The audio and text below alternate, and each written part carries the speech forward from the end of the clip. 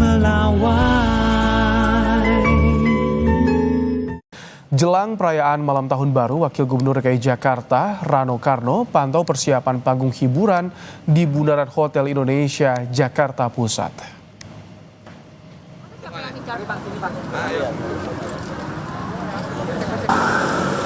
Rano Karno meninjau kesiapan panggung hiburan untuk malam perayaan pergantian tahun bersama Dinas Kebudayaan Ekonomi Kreatif DKI Jakarta.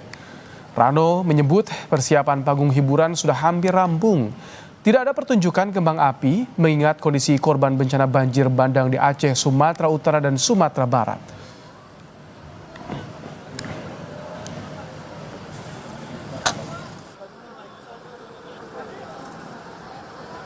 Tentu ada di teman-teman yang ada di lapangan. Saya mensupport saja. Cuman ya kita cek apa kendala segala macam. Alhamdulillah sampai hari ini nggak ada kendala. Kembang api nggak ada. Besok kita drone. Makanya malam ini mau dites nih drone-nya nih. Tahun baru tetap dirayakan, tapi tidak dengan kemegahan, dengan keprihatinan saudara-saudara kita yang masih di Sumatera atau di daerah yang lain.